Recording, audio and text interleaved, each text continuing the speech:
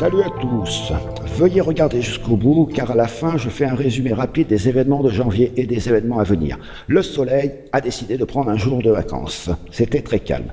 La première observation du jour concerne les énormes filaments de plasma qui arrivent. Sur 24 heures, nous avons vu 2 décharges électriques dans ces filaments et ceux-ci feront bientôt face à la Terre. Celui-ci pourrait déclencher une éruption solaire. À part ce filament pouvant donner une injection de masse coronale, les mesures de rayonnement montrent une faible activité éruptive. Pour les taches solaires, le groupe sortant tend à disparaître. Restent les clusters entrant par la gauche. Celui-ci, en tête du filament, présente une configuration magnétique de type delta avec des polarités opposées en interaction ici. Et malgré une absence de complexité dans le cluster au nord, sauf un peu en arrière, c'est là qu'on peut voir ce qui ressemble de plus près à une véritable éruption solaire sur notre étoile au cours de ces derniers jours. Rien ne semble avoir dépassé la couronne en tout cas. Sur 3 jours, le vent solaire montre un déclin de la vitesse du plasma en jaune, mais un rebond de densité depuis le niveau proche de 0 jusqu'à celui de +1 au-dessus de la densité moyenne. Notre bouclier a senti cette poussée en trébuchant dans sa stabilité. Ce qu'on voit ici, le calme revient maintenant. Tremblement de terre remarquable pour la journée, cela se passe dans l'océan Indien et à l'ouest du Pacifique. Nous avons aussi la zone active en Alaska, mais les magnitudes n'ont pas dépassé les maxima précédents. Les articles intéressants de la journée, d'abord en rapport avec la planète NCRS, le satellite Dawn est quasiment prêt à entrer en orbite. Les photos commencent à arriver, elles sont superbes. Aussi, sur les talons de la récente polémique portant sur les simulations climatiques qui ignorent les effets des volcans sous-marins, il semblerait bien que cette omission soit la cause des piteuses prédictions de température depuis presque 20 ans. Pour la météo, nous avons un cyclone en formation au large de la côte sud-ouest de l'Afrique. Dessous, renforcé par de lourdes pluies, il a déjà causé un brin de pagaille durant les 2 derniers jours dans le secteur.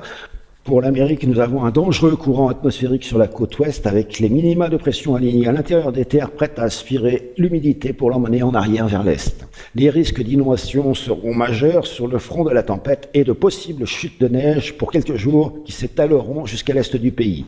En Europe, nous avons un flux humide discontinu orienté sur la zone la plus au nord, tandis qu'une belle zone de basse pression commence à brasser la zone sud. C'est exactement ce qu'on voit sur les images satellites au nord et au sud. Ce soir, de jolies pluies sont à prévoir sur l'Italie.